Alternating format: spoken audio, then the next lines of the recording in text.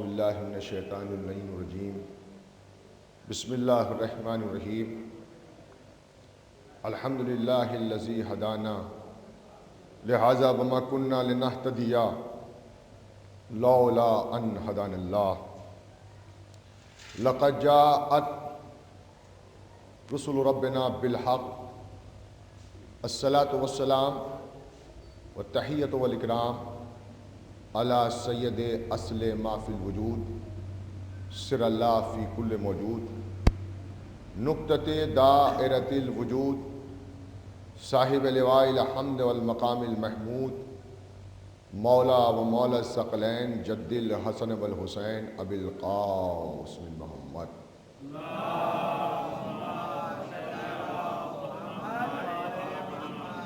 ثم الصلاۃ علی ولیہ و وصیہ و اخیہ و امینہ و خلیفتہ بلا فصل اشرف العطرتہ و ناطق الحجتہ و باب الحکمتہ فاتح خیبر زوج بطول امیر المومنین امام المتقین امام المشارق والمغارب غالب کل غالب علی ابن ابی طالب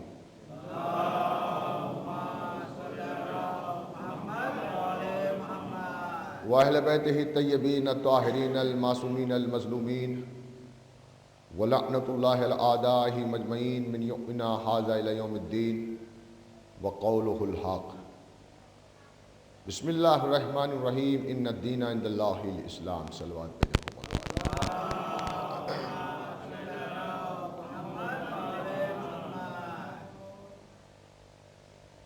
عزیزان گرامی، انسان کا ایک دستور ہے کہ جب کوئی بات اس کے سامنے کہی جاتی ہے تو وہ یہ معلوم کرنے کی کوشش کرتا ہے کہ اس بات کا کہنے والا کون ہے۔ اگر یہ بات کوئی ایسا انسان کہتا ہے جس کے پاس تاج ہے، جس کے پاس تخت ہے، جس کے پاس حکومت ہے، جس کے پاس اقتدار ہے، جس کے پاس دولت ہے، تو آج کے اس معاشرے میں، اس سماج میں اس کی بات کو زیادہ اہمیت دی جاتی ہے۔ لیکن اگر یہی بات کوئی ایسا انسان کہے کہ جس کے پاس تاج و تخت نہیں ہے، جس کے پاس حکومت نہیں ہے، جس کے پاس اقتدار نہیں ہے، اس کی بات کو کوئی اہمیت نہیں دی جاتی۔ مگر مولائے کائنات امیر المومنین علی بن ابی طالب علیہ السلام کا ارشاد ہے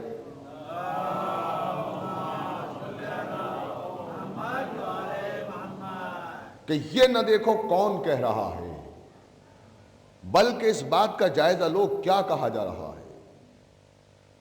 عزیزان گرامی، آج کی اس مجلس میں، جیسا کہ آپ کو علم ہے اور اس مجلس میں نے آپ سے وعدہ کیا ہے کہ معصومین علیہ السلام کا ذکر ہوگا، تو آج کی اس مجلس میں میرا دل چاہتا ہے کہ آپ کی خدمت میں سرکار دو عالم حضرت محمد مصطفیٰ صلی اللہ علیہ وآلہ وسلم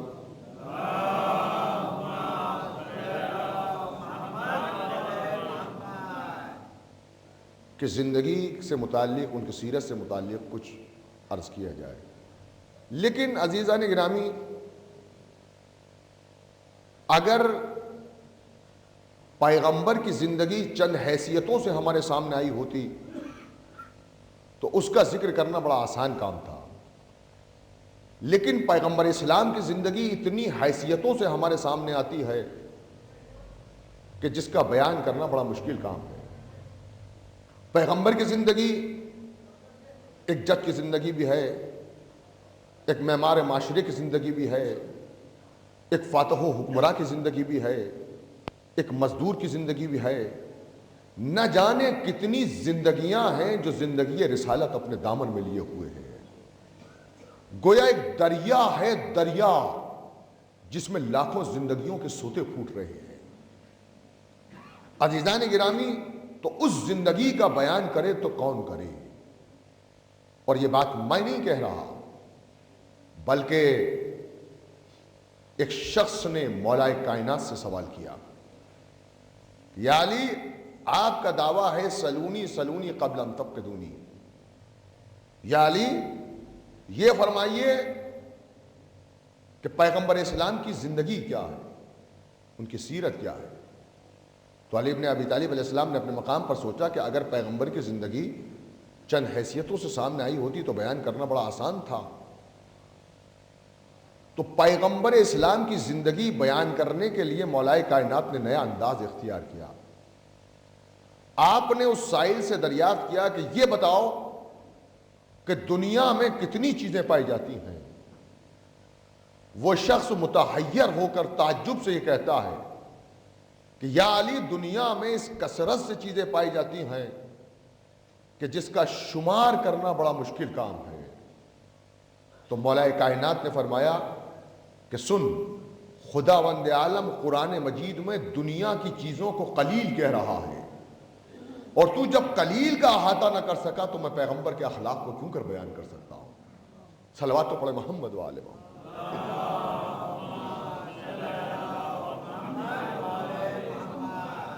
دیکھیے، آج کے اس دور میں، اس زمانے میں پیغمبر کی زندگی جو الجھ کر رہ گئی، اس کا سبب یہ ہے کہ ہم پیغمبر کی سوانح حیات یوں مرتب نہ کر سکے جو پیغمبر کی شایع نشان ہوتی۔ عزیزو، آپ ملاحظہ فرمائیں، آپ دیکھیں کہ یہ جو رشدی نے کتاب لکھی سیٹنک ورسز، یہ کوئی پہلی کتاب نہیں ہے، بلکہ اس سے پہلے بھی معاذ اللہ کتابیں لکھی گئیں اور پیغمبر کو رنگیلا رسول لکھا گیا۔ پوری کتاب اس عنوان سے لکھی گئی۔ تو اس کا سبب یہ ہے کہ ہم سرکار کی وہ زندگی نہ لکھ سکے جو لکھنے کا حق تھا۔ ہم نے پیغمبر کی زندگی مکے کے گھرانوں میں تلاش کی، ہم نے پیغمبر کی زندگی کو وہاں سے نہیں لکھا جہاں سے لکھنا چاہیے تھا۔ ایک سامنے کی مثال کے ذریعے میں آپ کی خدمت میں عرض کرنا چاہتا ہوں۔ مثال کے طور پر میں یہاں آپ کے یہاں کانودر میں مجلس پڑھنے کے لیے آیا، اور میں چلا گیا یہاں سے، فرض کیجئے اس کے بعد پھر کبھی میں یہاں آیا تو مجھ کو یہ معلوم ہوا کہ آپ نے میری سوانح حیات لکھی ہے، ایک کتاب لکھی ہے۔ اس کتاب کو میں نے پڑھنا شروع کیا۔ اس میں لکھا ہوا تھا کہ مولانا احمد رضا نقوی قصبہ شکارپور کے رہنے والے ہیں، یو پی کے ضلع بلند شہر کے رہنے والے ہیں، اور بڑے اچھے خطیب ہیں، بڑے اچھے ذاکر ہیں۔ میری تعریفیں لکھی ہوئی تھی۔ اس میں ایک جملہ اور لکھا ہوا تھا، کمال یہ ہے کہ مکمل جاہل ہیں اس کے بعد بھی خوب مجلسیں پڑھتے ہیں۔ تو میں نے کہا جناب یہ آپ نے کیا میری سوانح حیات لکھی ہے؟ کبھی آپ کی اتنی تعریفیں ہم نے لکھی ہیں؟ میں نے کہا یہ تعریف ہوئی، آپ نے مجھ کو جاہل لکھ دیا۔ کہا وہ تو ہم نے صحیح لکھا ہے۔ کہ ہم نے کہا وہ کیسے؟ کہا آپ گزشتہ سال یہاں پہ مجلسیں پڑھنے آئے تھے؟ ہم نے کہا بالکل آئے تھے۔ ہم نے تو نہیں دیکھا کہ آپ کسی مدرسے میں پڑھنے گئے ہوں، آپ کسی کالج میں پڑھنے کے لیے گئے ہوں۔ میں نے کہا بھائی میں یہاں پہ مجلسیں پڑھنے کے لیے آیا تھا، خود تعلیم کرنے کے حاصل کرنے نہیں آیا تھا۔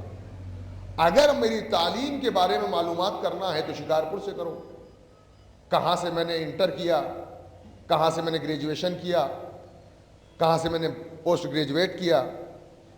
اگر آپ کو معلوم کرنا ہے تو آپ میرٹھ یونیورسٹی سے میں نے کیا ہے، وہاں سے معلوم کرو، خط لکھ کے معلوم کرو تو آپ کو معلوم ہو جائے گا۔ بھائی میں یہاں مجلسیں پڑھنے کے لیے آیا تھا، خود تعلیم حاصل کرنے کے لیے نہیں آیا تھا۔ عزیز و جملہ توجہ فرمائیے، اے پیغمبر کو معاذ اللہ بے پڑھا لکھا کہنے والوں، پیغمبر اس دنیا میں درس دینے کے لیے آئے تھے، ہدایت کرنے کے لیے آئے تھے، خود پڑھنے کے لیے نہیں آئے تھے۔ پیغمبر کی تعلیم کے بارے میں حاصل معلوم کرنا ہے تو وہاں سے کرو جہاں سے رسول آئے تھے۔ تم نے پیغمبر کی زندگی کو مکے کے گھرانوں میں تلاش کیا، سیرت کو یہاں سے لکھنا شروع کیا۔ بنیادی غلطی یہیں سے مسلمان سے ہوئی۔ عزیزان گرامی، آپ ملاحظہ فرمائیں کیا وجہ ہوئی۔ آپ دیکھیں ابھی یہ جو کتابیں لکھی جا رہی ہیں یا پیغمبر کی شان میں جو گستاخیاں کی جا رہی ہیں، اس کا سبب کیا ہے؟ زیادہ عرصے کی بات نہیں ہے، کچھ ہی عرصے کی بات ہے کہ پیغمبر اسلام کا ایک مجسمہ لگایا گیا لندن کے سپریم کورٹ کے باہر، جس میں پیغمبر کے ایک ہاتھ میں قرآن دکھایا گیا اور ایک ہاتھ میں تلوار دکھائی گئی۔ عالم اسلام نے اس میں احتجاج کیا کہ پیغمبر نے ایک ہاتھ میں تلوار لے کر اور ایک ہاتھ میں قرآن لے کر کبھی اسلام پیش نہیں کیا۔ یہ پیغمبر کی سیرت نہیں ہے، یہ پیغمبر کی زندگی نہیں ہے کہ پیغمبر ایک ہاتھ میں تلوار اور ایک ہاتھ میں قرآن لے کے اسلام پیش کرے۔ تو عالم اسلام نے اس پر احتجاج کیا، یہ مجسمہ کیوں لگا؟ تو معلوم ہے کہ مجسمہ کیوں لگا۔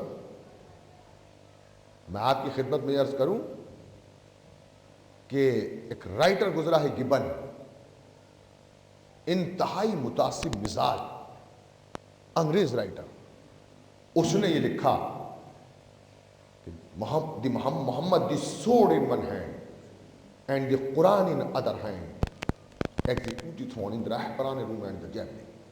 محمد نے ایک ہاتھ میں قرآن اور ایک ہاتھ میں تلوار لے کر روم کے کھنڈرات پر اپنی حکومت کی بنیاد ڈالی، جبکہ پیغمبر کبھی روم تشریف ہی نہیں لے گئے۔ تو بھائی جس نے اس انداز سے اسلام پیش کیا اس کی تصویر لگاؤ، پیغمبر کی یہ تصویر نہیں ہے۔ بعد رسول جس نے تلوار کے ذریعے اسلام پیش کیا اس کا مجسمہ لگاؤ۔ میں نے کہا سرکار یہ کیا ہو گیا مسلمانوں کہ آپ کے بعد ایک ہاتھ میں قرآن اور ایک ہاتھ میں تلوار لے کر اسلام پیش کرنے لگے؟ تو سرکار نے جواب دیا میں ہی کیا کروں، میں تو مسلمانوں کے دونوں ہاتھ مصروف کر کے گیا تھا، ایک ہاتھ میں قرآن دے کے گیا تھا، ایک ہاتھ میں اہل بیت کا دامن دے کے گیا تھا۔ اہل بیت کا دامن چھوٹ گیا، تلوار ہاتھ میں آ گئی۔ صلوات تو پڑھے محمد والے محمد پر۔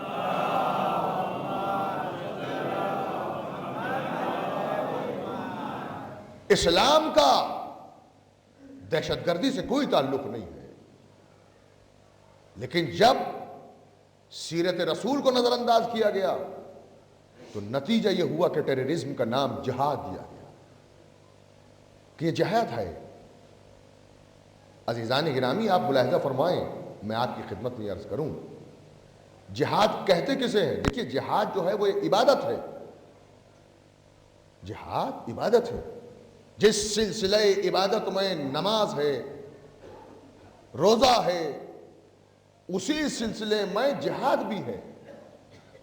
تو جیسے نماز عبادت ہے، جیسے روزہ عبادت ہے، ویسے جہاد بھی عبادت ہے، اور ہر عبادت کی تعداد بھی معین ہے اور وقت بھی معین ہے۔ دیکھیے آپ غور فرمائیں، فرض کیجئے کوئی صاحب یہ کہیں کہ صاحب ہم صبح کی نماز 2 رکعت کے بجائے 4 رکعت پڑھیں گے، تو کیا نماز قبول ہو جائے گی؟ وہ کہے کہ صاحب میں تو نماز میں اضافہ کر رہا ہوں، 2 کے بجائے 4 رکعت نماز پڑھ رہا ہوں، تو آپ کہیں گے نماز قبول نہیں ہوگی۔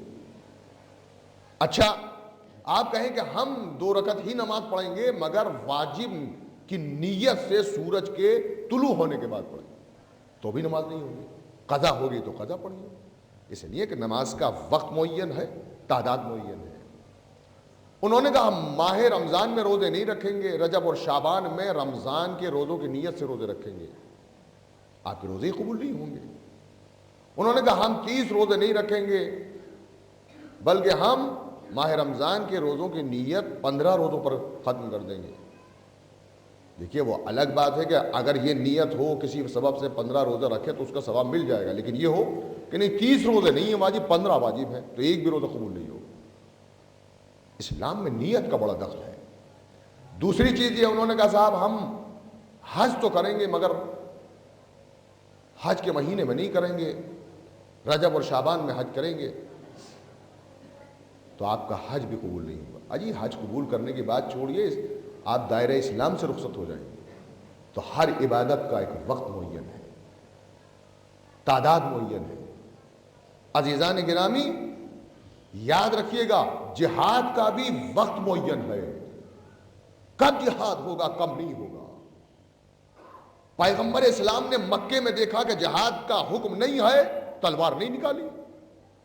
مدینے میں دیکھا کہ وقت آ گیا جہاد کا، تلوار اٹھا لی۔ رسول کے بعد علی نے دیکھا وقت چلا گیا، تلوار رکھ لی۔ صفین و جمل و نہروان میں دیکھا وقت آ گیا، تلوار اٹھا لی۔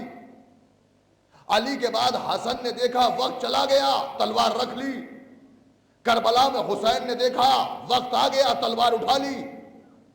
یعنی جہاد پبلک کی ڈیمانڈ پر نہیں ہوگا، مذہب کی ضرورت پر ہوگا۔ صلوات پڑھیں محمد و آل محمد۔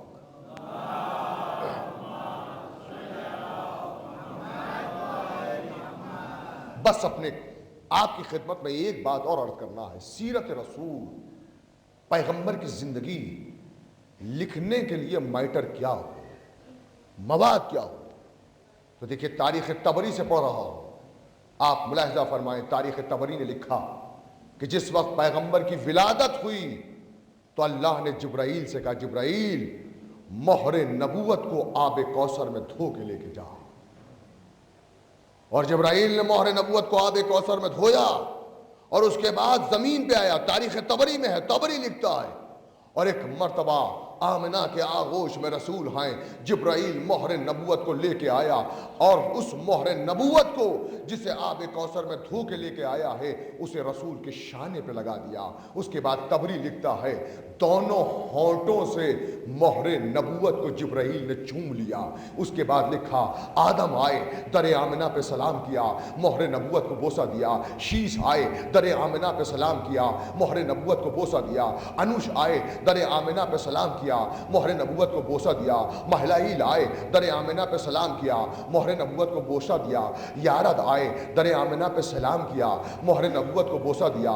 ادریس آئے، در آمنہ پہ سلام کیا، مہر نبوت کو بوسہ دیا۔ لمک آئے، در آمنہ پہ سلام کیا، مہر نبوت کو بوسہ دیا۔ ابراہیم آئے، در آمنہ کو سلام کیا، مہر نبوت کو بوسہ دیا۔ اسماعیل آئے، در آمنہ پہ سلام کیا، مہر نبوت کو بوسہ دیا۔ یحییٰ آئے، در آمنہ پہ سلام کیا، مہر نبوت کو بوسہ دیا۔ زکریا آئے، در آمنہ پہ سلام کیا، مہر نبوت کو بوسہ دیا۔ یعقوب آئے، در آمنہ پہ سلام کیا، مہر نبوت کو بوسہ دیا۔ یوسف آئے، در آمنہ پہ سلام کیا، مہر نبوت کو بوسہ دیا۔ صالح آئے، در آمنہ پہ سلام کیا، مہر نبوت کو بوسہ دیا۔ توجہ فرمائیے گا، داؤد آئے، در آمنہ پہ سلام کیا، مہر نبوت کو بوسہ دیا۔ سلیمان آئے، در آمنہ پہ سلام کیا، مہر نبوت کو بوسہ دیا۔ الیاس آئے، در آمنہ پہ سلام کیا، مہر نبوت کو بوسہ دیا۔ تو پوری کمال توجہ سے میرا یہ جملہ سماعت فرمائیں کہ 1,03,999 انبیاء جس در پہ آ کے سلام کریں اسے در آمنہ کہتے ہیں، اور جس در پہ آ کے خدا کا آخری رسول سلام کرے اسے در فاطمہ زہرا کہتے ہیں۔ توجہ فرمائیے عزیزان گرامی، 1,23,999 انبیاء کے قدم جس در پہ رک جائیں وہ در آمنہ ہے، اور جس در پہ خدا کے آخری رسول کے قدم رک جائیں وہ در فاطمہ زہرا ہے۔ اور پھر مجھے کہنے دیجئے 1,23,999 انبیاء کے ہونٹ جس مقام پر تھے، واقع بت شکنی کے موقع پہ وہاں میرے مولا کے قدم تھے۔ عزیزان گرامی، خدا اللہ خود قرآن میں ارشاد فرماتا ہے کہ رسول پر ایمان لے کے آؤ، اور ایسا ایمان لے کے آؤ جیسا میں چاہتا ہوں، تو انعام میں تم کو 2 چیزیں ملیں گی۔ ایک تو رحمت کے 2 ٹکڑے انعام میں ملیں گے، اور دوسرے میں تمہارے گناہوں کو معاف کر دوں گا۔ کیا ملے گا انعام میں؟ رحمت کے 2 ٹکڑے، جو رسول پہ ایمان لے کے آئے گا۔ بزم رسول میں کسی نے رسول سے پوچھا، سرکار یہ رحمت کے 2 ٹکڑے کون سے ہیں؟ اور پھر یہ کہ آپ پہ ایمان لانے والے لاکھوں کروڑوں ہوں گے، یہ رحمت کے 2 ٹکڑے تقسیم کیسے ہوں گے؟ پیغمبر نے کہا تم رحمت ہی کو نہ سمجھے تو رحمت کے ٹکڑوں کو کیا سمجھو گے؟ فرمایا ہاذا حسن ہاذا حسین، حسن و حسین میری رحمت کے 2 ٹکڑے ہیں۔ خدا کی قسم عجیب منزل ہے اللہ فرماتا ہے کہ میرے رسول پر ایمان لے کے آؤ گے تو تم کو رحمت کے 2 ٹکڑے ایمان انعام میں ملیں گے۔ اب اگر کوئی دیکھنا چاہتا ہے کہ رسول پہ ایمان لے کر آیا یا نہیں آیا تو دلوں کو ٹٹولے، گھروں کو دیکھے۔ اگر حسن و حسین کا ذکر مل جائے تو سمجھ لے کہ رسول پر ایمان لایا ہے، اور اگر ذکر نہ ملے تو سمجھے رسول کا ایمان نہیں لے۔ یہ ہماری مجلسیں، یہ ہماری صف اعضاء، یہ ذکر حسین اس بات کا دلیل ہے کہ ہم صحیح طریقے سے رسول پہ ایمان لے کر آئیں۔ عزیزان گرامی، میں نے مسلسل آپ حضرات کی خدمت میں عرض کیا کہ یہ مجلسیں ہمارے ہر امام کی تمنا ہے، ہر امام کی تمنا ہے یہ مجلسیں۔ آپ کو معلوم ہے میرا چوتھا امام کتنے روئے تھے؟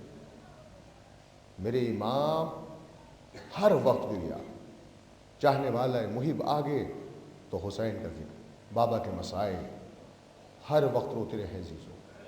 پوری زندگی میرے امام کی آنسوؤں میں گزری، اور تاریخ کا واقعہ ہے کہ جناب منہال کا گزر اس جانب سے ہوا، تو جناب منہال کا گزر ہوا پر نالے سے کچھ پانی کی چھینٹیں منہال کے کپڑوں تک گری۔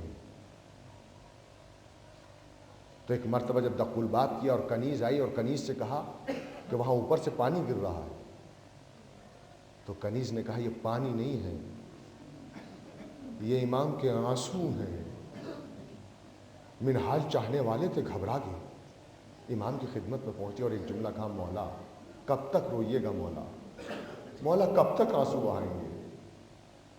مولا اب صبر کیجیے، مولا صبر کریں، کب تک روئیے گا؟ مولا شہادت تو آپ کی میراث ہے۔ عزاداروں، میرے امام اپنے مقام سے کھڑے ہو گئے اور دہاڑے مار مار کے رونے لگے کہ مولا کچھ غلط جملہ میرے منہ سے نکل گیا کہ نہیں منہال، بات یہ ہے کہ یہ تو سچ کہتا ہے کہ شہادت ہماری میراث ہے، مگر کیا ماں بہنوں کا بے مخنہ و چادر کوفے اور شام کے بازاروں میں پھرایا جانا بھی ہماری میراث ہے۔ جزاکم ربکم عزاداران امام مظلوم، کتنے مصائب پڑے۔ اور پھر آپ یہ دیکھیں، آپ صاحبان اولاد ہیں، مولا آپ کے بچوں کو سلامت رکھیے۔ آپ تصور کرو جب 4 برس کی کمسن بچی سکینہ کا ذکر آتا تو خدا کی قسم دل تڑپ جاتا ہے۔ دیکھیے 4 برس کی بچی ہے، اس 4 برس کی بچی نے کبھی اپنے بابا کا سر نو کے نیزے پر دیکھا، اس 4 برس کی بچی نے کبھی اپنے بھیا اکبر کے سینے پہ برچھی دیکھی، کبھی اپنے بھیا قاسم کا پامال لاشا دیکھا۔ ارے کربلا کے بعد جو شہید ہو گئے ان کے مصائب کا خاتمہ ہو گیا، مگر ہائے سکینہ، کربلا کے بعد کبھی تماچے لگ رہے ہیں۔ کتنے مصائب سکینہ نے برداشت کیے، آپ تصور نہیں کر سکتے عزاداروں۔ اور خدا کی قسم میں سچ عرض کرتا ہوں کہ یہ مصائب جو آپ کی خدمت میں پڑھ رہا ہوں، اگر آپ دل کی گہرائیوں سے سوچیں، اپنے چھوٹے چھوٹے بچوں کا تصور میں دیکھیں، تو آپ کو معلوم ہوگا کہ اس بچی پہ کتنے مصائب گزر گئے۔ دربار یزید میں یزید ملعون سے سفیر روم کہتا ہے، یزید یہ بتا، دیکھیے آپ کو معلوم ہے کہ ایک ہی رسی سے تمام بیویوں کو باندھا گیا تھا، ایک ہی رسی سے تمام بیویوں کو باندھا گیا تھا۔ تو سفیر روم کہتا ہے، یزید میں ایک بات پوچھنا چاہتا ہوں، یہ قیدی کون ہے؟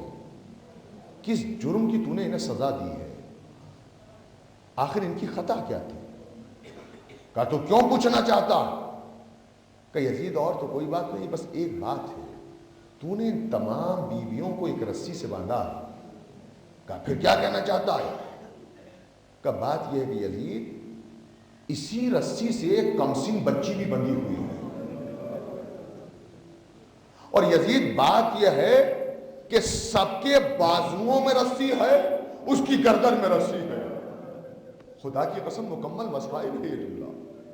سفیر روم کہتا ہے، یزید جب گردن کی رسی کھچتی ہے تو یہ بچی پنجوں کے بل کھڑی ہو جاتی ہے، یزید میں نے ساری رات یہی منظر دیکھا کہ یہ بچی پنجوں کے بل کھڑی رہی. آخر یہ بتایا یزید کہ اس کمسن بچی کا قصور کیا ہے؟ ارے یہ تو بہت کمسن معلوم ہوتی ہے. یزید ملعون کہتا ہے بلاؤ کون بچی ہے، لے کے آؤ. سکینہ کو لایا گیا. یزید ملعون کہتا ہے تم ہی حسین کی بیٹی ہو نا، تم سکینہ ہو؟ ہم نے سنا ہے کہ تمہارے بابا تم سے بڑی محبت کرتے تھے. کہ یزید دنیا میں کوئی باپ ایسا ہوگا جو اپنی بیٹی سے محبت نہیں کرتا ہو؟ اور میرا باپ تو مجھ سے بڑی محبت کرتا تھا، مجھے اپنے سینے پہ سلاتا تھا. کہ سکینہ ادھر آؤ. سکینہ نے چوتھے امام کو دیکھا، بھیا کو دیکھا. میرے چوتھے امام نے اشارہ کیا سکینہ چلی جا، بیٹی امتحان کی منزل میں ہے، چلی جا سکینہ. 4 برس کی ننھی بچی سکینہ سہمی ہوئی، سیڑھیاں چڑھتی ہوئی. سنے حضرت آران امام مظلوم، ہمارے یعقوب بھائی آپ نے تو دربار یزید کو دیکھا ہے نا، وہ سیڑھیاں دیکھی ہیں نا، وہ مقام دیکھا ہے نا. ننھی بچی سیڑھیوں کی طرف چڑھتی ہوئی، دیکھیے تصورات میں وہ منظر لے آئے حضرت دارو. چڑھتی ہوئی آگے بڑھی. یزید ملعون کہتا ہے تمہیں سکینہ اپنے بابا سے بڑی محبت ہے؟ کہا ہاں مجھے اپنے بابا سے محبت ہے، اور دنیا میں کون بیٹی ایسی ہوگی جسے اپنے باپ سے محبت نہ ہو. یزید ملعون اشارہ کرتا ہے، اشارہ کیا تشت لایا گیا جس پہ کپڑا ڈھکا ہوا ہے. خدا کی قسم تصور کیجیے عزادارو، خدا کی قسم چھوٹی چھوٹی بچی اپنے باپ سے بڑی محبت کرتی ہیں. آپ کو اس بات کا اندازہ ہوگا عزادارو، آپ کو اس کا اندازہ ہوگا. تشت پہ کپڑا ڈالا ہوا ہے. یزید ملعون کہتا ہے سکینہ ادھر قریب آؤ. سکینہ قریب پہنچی. ملعون نے کیا کیا؟ صرف کپڑا ہٹا دیا. سکینہ نے بابا کے سر کو دیکھا. بابا ہمیں چھوڑ کے کہاں چلے گئے؟ بابا آپ کے بعد تو ہمارے تماچے لگائیں گے. بابا ہم کو بہت ستایا گیا. بابا آپ نے جو بندے ہمیں پہنائے تھے وہ ہمارے کانوں سے اتار لیے گئے. بابا اب اس دنیا میں رہنے کو دل نہیں چاہتا. بابا ہمیں اپنے پاس بلا لیجئے. بابا ہمیں چھوڑ کے کہاں چلے گئے؟ سکینہ روتی رہی، اور اس کے بعد سکینہ کو پھر قید خانے میں ڈال دیا گیا. اب سکینہ نے چونکہ اپنے بابا کا سر دیکھا تھا تو سکینہ ساری رات روتی ہے، سارے دن روتی ہے، پھر ساری رات روتی ہے، پھر سارے دن روتی ہے. جب 3 شب و روز ہو گئے سکینہ کو روتے ہوئے تو یزید ملعون کا حکم ہوا، سپاہی قید خانے میں پہنچے اور 3 شب و روز گریہ کر کے، جبکہ کبھی جناب زینب سمجھاتی ہیں سکینہ کو، کبھی رباب تسلی دیتی ہے، مگر سکینہ کو قرار نہیں تھا چونکہ بابا کا کٹا ہوا سر دیکھا تھا. 3 شب و روز کے بعد کسی وقت سکینہ کی آنکھ لگ گئی. سناٹے کا عالم ہے. سب بیویوں نے کہا خاموش ہو جاؤ. آج کئی روز کے بعد سکینہ سوئی ہے کہ یزید ملعون کے سپاہی قید خانے میں پہنچے اور قید خانے میں جا کے کہا سید سجاد، یزید کا حکم یہ ہے کہ یہ بچی ساری رات روتی ہے، سارے دن روتی ہے، لہذا یزید کا حکم یہ ہے کہ اس بچی کو تنہا قید خانے میں ڈالا جائے. مولا آپ کو سلامت رکھے. خدا کی قسم میں سچ عرض کرتا ہوں، یہ مصائب جب میں نے بنگلور میں پڑھے تھے تو مجھ سے پڑھے نہیں گئے. جو قیامت ہوئی تھی میں آپ کو بیان نہیں کر سکتا عزاداران امام مظلوم. اور میں اس مجلس میں یہ مصائب پڑھ رہا ہوں، خدا آپ کو اتنی قوت دے کہ یہ مصائب سن سکیں عزاداروں.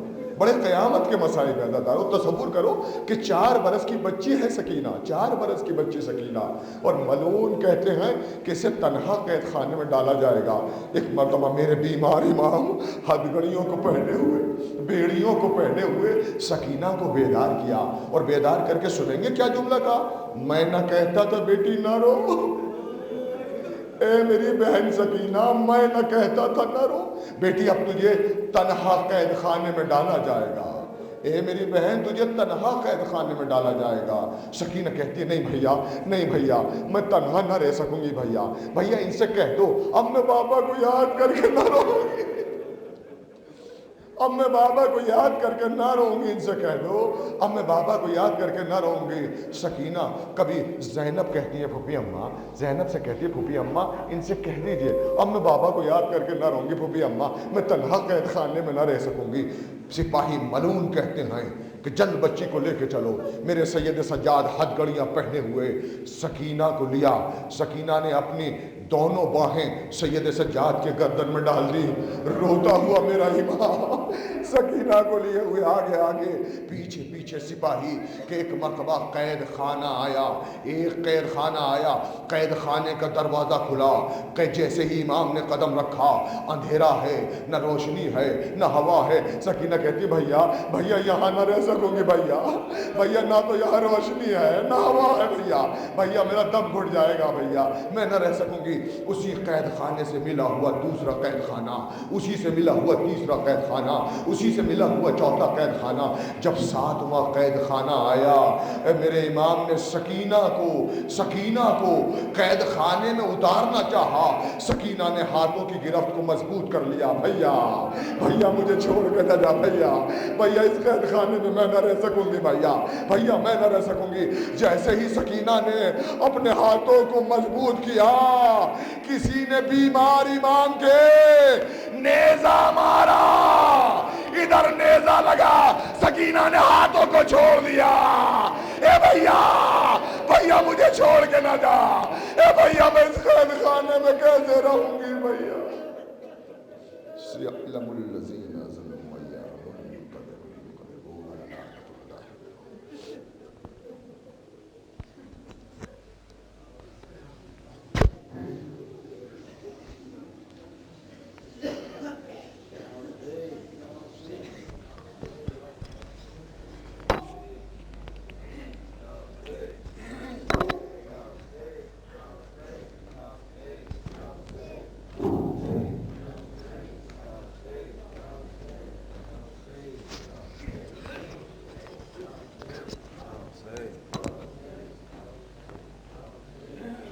بابا اے میرے بابا ڈھل گیا سورج، بابا اے میرے بابا آؤ ڈھل گیا سورج، ہر طرف ہے سناٹا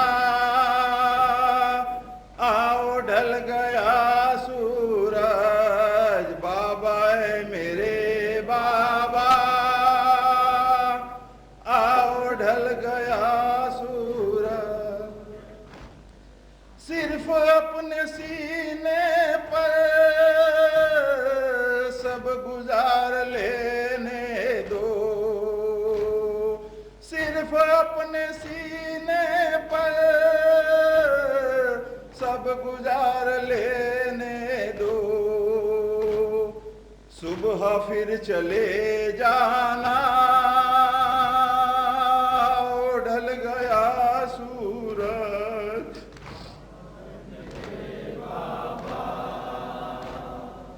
آؤ ڈھل گیا سورج، ڈل رہی ہے تاریکی اٹھ رہا ہے دم میرا، ڈل رہی ہے تاریکی گھٹ رہا ہے دم میرا، گھر نہ جا کے یوں تنہا ڈھل گیا سورج، بابا اے میرے بابا آؤ ڈھل گیا سورج، دونوں ہاتھ پھیلائے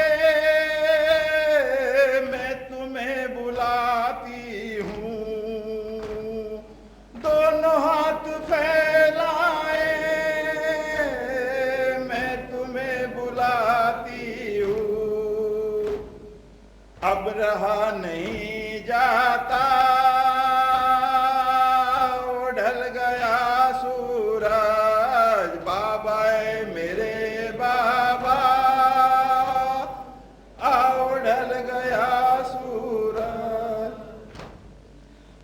نگاہ اٹھتی ہے جیسے کھائی جاتی ہے، جو نگاہ اٹھتی ہے جیسے کھائی جاتی ہے، کوئی بھی نہیں اپنا قید ہو کے جاتی ہوں، میرے بابا ڈل گئے، نیند سے بھری آنکھیں تم کو یاد کرتی ہے، نیند سے بھری آنکھیں تم کو یاد کرتی ہے، سو کس طرح تنہا ڈھل گیا سورج، بابا اے میرے بابا آؤ ڈھل گیا سورج، شام تک سبھی اپنے گھر کو لوٹ آتے ہیں، شام تک سبھی اپنے گھر کو لوٹ آتے ہیں، رات ہو گئی بابا ڈھل گیا سورج، بابا اے میرے بابا آؤ ڈھل گیا، دشمنوں کی بستی میں خوفناک صحرا میں، دشمنوں کی بستی میں خوفناک صحرا میں، بے ردا ہوں بے سایہ ڈھل گیا سورج، میرے بابا آؤ ڈھل گیا، اب تمہارے جاتے ہی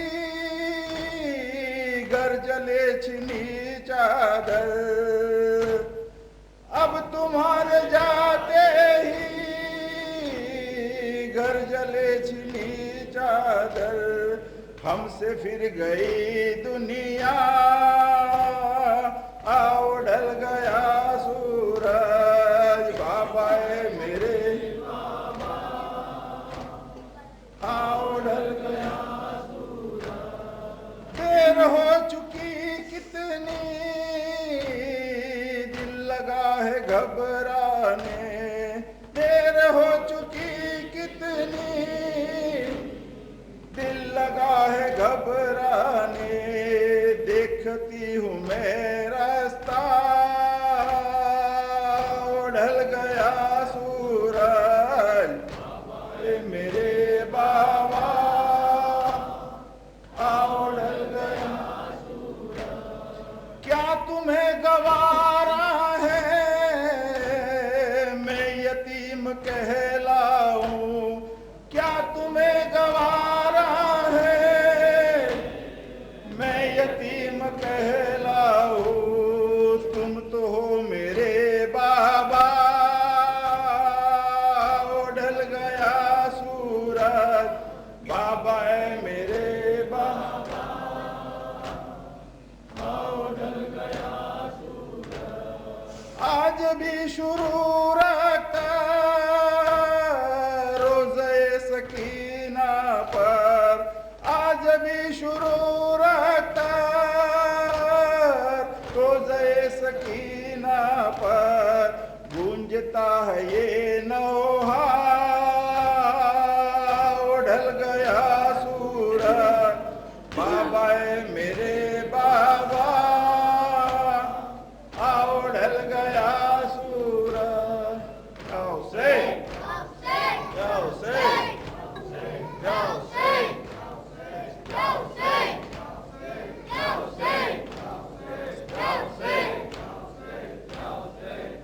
السلام علیک یا ابا عبداللہ وعلی ارواح التي التي حلت بفنائك عليك مني سلام الله أبدا ما بقيت وبقي الليل والنهار، ولا جعل الله الآخر العهد مني لزيارتكم. السلام على الحسين وعلى علي بن الحسين وعلى أولاد الحسين وعلى أصحاب الحسين ورحمة الله وبركاته.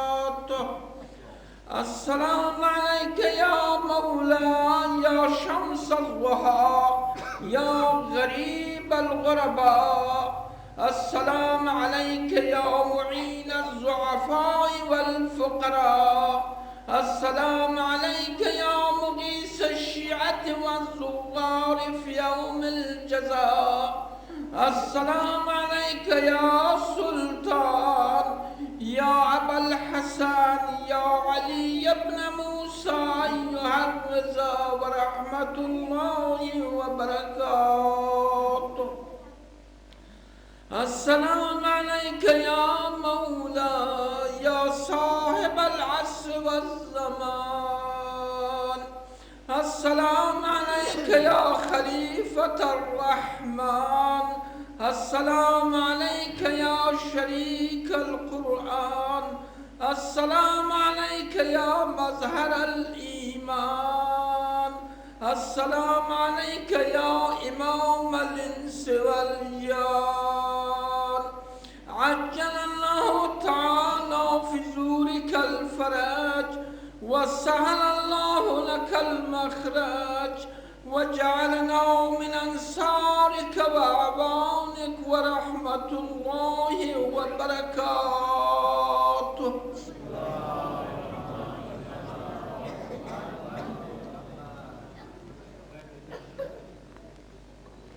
ایک سورہ فاتحہ نوربائی حسن تھرادرا، ایک سورہ فاتحہ فاطمہ بن نوربائی موقع نہیں ہے نہیں سالے سواب.